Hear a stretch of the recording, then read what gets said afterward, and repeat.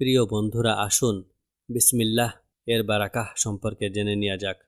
গল্পে গল্পে প্রিয় রাসূল সাল্লাল্লাহু আলাইহি ওয়াসাল্লামের শিক্ষা থেকে। হযরত উমার বিন আবু সালামা থেকে বর্ণিত, তিনি বলেন, রাসূল সাল্লাল্লাহু আলাইহি ওয়াসাল্লাম আমাকে বলেছেন, বিসমিল্লাহ বলো এবং ডান হাতে খাদ্য গ্রহণ করো।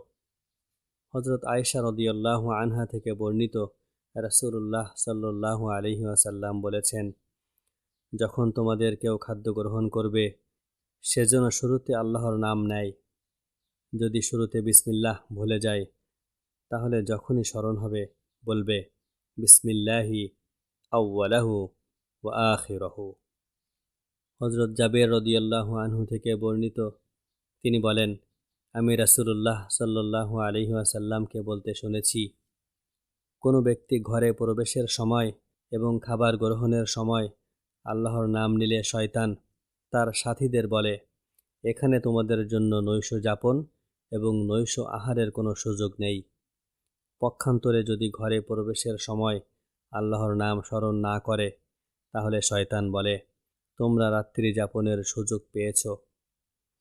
আর খাবার গ্রহণের সময় আল্লাহর নাম না নিলে শয়তান বলে, তোমরা রাত্রি যাপন এবং রাতের খাবার দুটোর সুযোগই পেয়ে গেলে।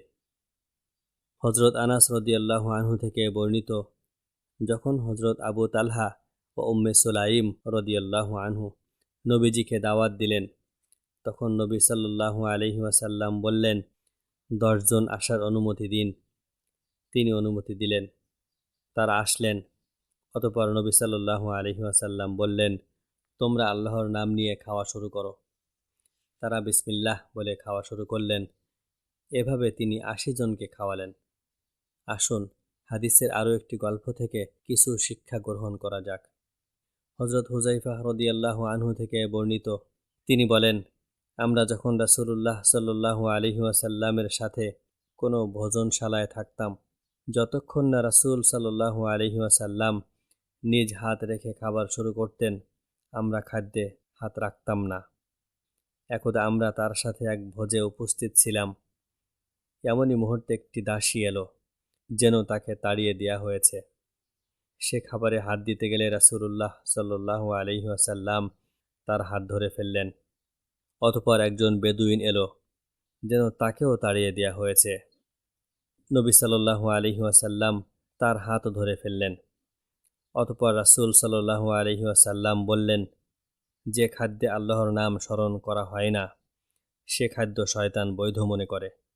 আর সে এ দাসীকে নিয়ে এসে খাবারটা হালাল করতে চেয়েছিল, তাই আমি তার হাত ধরে ফেলি। পরে এই বেদুইনের মাধ্যমে খাবার হালাল করতে তাকে নিয়ে আসা হয়, কিন্তু আমি তারও হাত ধরে ফেলি।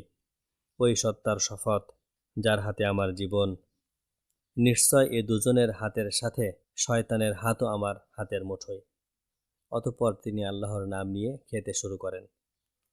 হযরত জাবির রাদিয়াল্লাহু আনহু থেকে অন্য হাদিসে বর্ণিত হয়েছে, নবীজি সাল্লাল্লাহু আলাইহি ওয়াসাল্লাম বলেছেন, যে ব্যক্তি খাবার খেতে বিসমিল্লাহ পড়তে ভুলে যায়, সে যেন খাওয়া শেষে সূরা ইখলাস পড়ে নেয়। বিসমিল্লাহ জোরে পড়া মুস্তাহাব, যাতে এটা অন্যদের বিসমিল্লাহ এর ব্যাপারে সতর্কবাণী হয় এবং অন্যেরাও এতে তার অনুসরণ করে।